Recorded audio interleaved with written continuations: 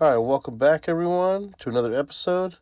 Here I got a piece of plexiglass. And what I did is I cut it about 13.5 inches long. It's about 2 inches deep, about 1.75 inches wide. As you can see, I've made little gussets here to help strengthen the wall and keep everything pretty straight, running through.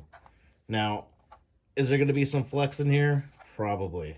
I ran some tests on this for about 8 to 10 hours, I believe. I had 0 leaks, so this thing should be ready to rock and roll. I'm thinking of using a couple different species of wood during this project, and then I think the two colors of resin I'm going to choose are red and yellow. How cool would it be if I took some Purpleheart and then some scrap Zebrawood and I cut them up into small pieces and I divided them throughout this whole entire length, mixed up red and a yellow epoxy, and poured them both at the same time, running all the way through here. I mean, that to me sounds like it'd be a pretty cool thing to see. So I'm going to go ahead and do that. Before I do that, what I'm going to do is I have a piece of 3/8 all thread, and where that ends up landing, I'm going to get a good length right here. I'm going to cut it, and I'm going to place this in the very center, and then completely surround it with wood again, pour the epoxy and resin, and this, in theory, will be the structural support that will help hold the handle together. Let me stop boring you with all that stuff. Let's go ahead and take these over to the portable bandsaw. Let's cut a whole bunch of pieces up.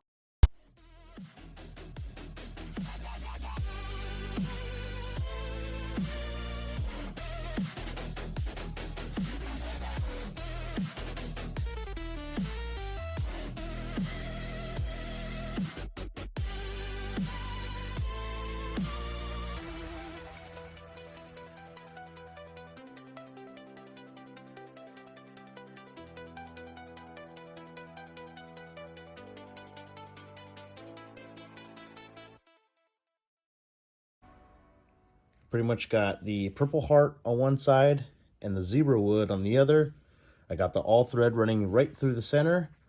It's drilled through both of these blocks that have been glued together about 1/2 inch in to help with the the head area. I'm gonna go ahead and start weighing this thing out. I add probably about maybe 20 grams extra, so that I'm gonna start mixing some epoxy, and I'll show you what pigments I choose for the red and the yellow. So I went ahead and chose ruby and lemon from one bag, and a yellow gold and a cherry from another bag.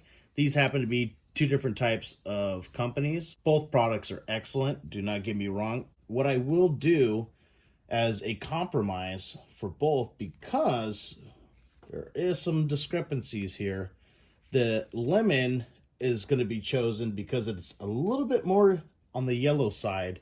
The ruby versus the cherry, I'm going to go ahead and choose the cherry because the cherry is a little bit more to the red side versus the ruby is. It's more of a, it kind of sways off a little bit to more of a darker than a lighter color of a red. So I'm going to choose those ones.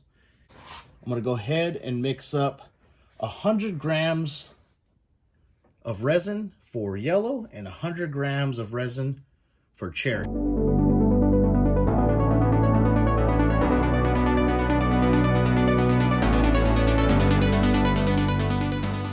The truth. Here's what they look like. Let's go ahead and start pouring them. Now what I'm going to do is I'm just going to start from here. I'm going to kind of work my way back and forth, and I'm going to try to pour them out both at the same time, as even as possible. So here I go.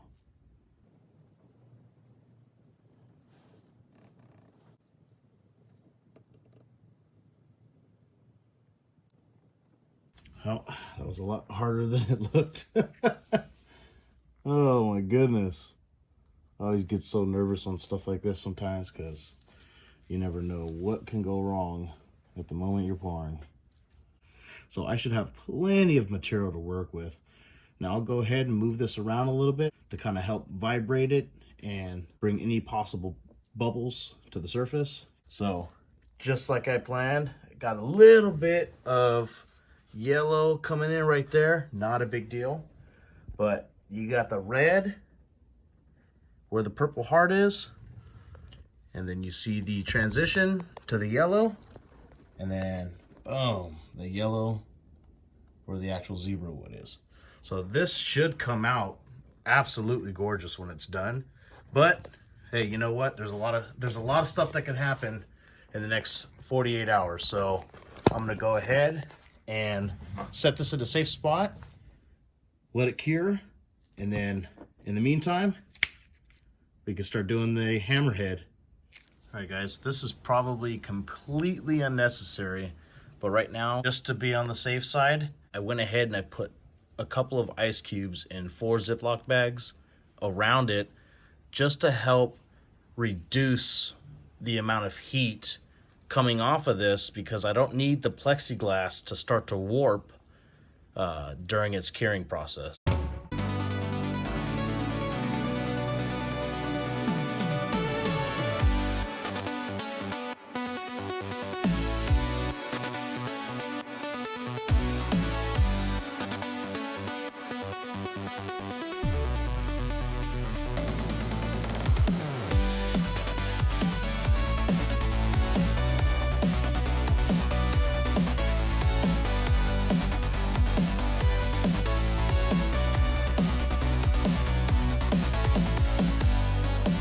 Oh my goodness.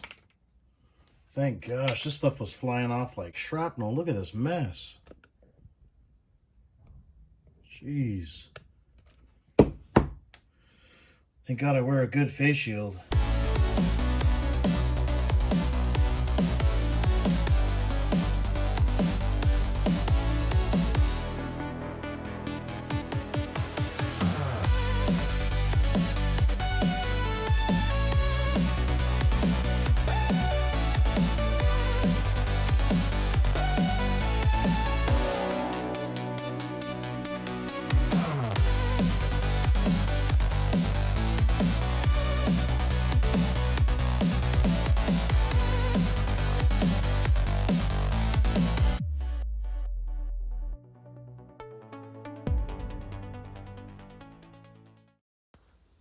All right, man. Thank you guys for tuning in. You know what to do. Share this video, otherwise it'll never get seen by anybody else on YouTube. Until next time.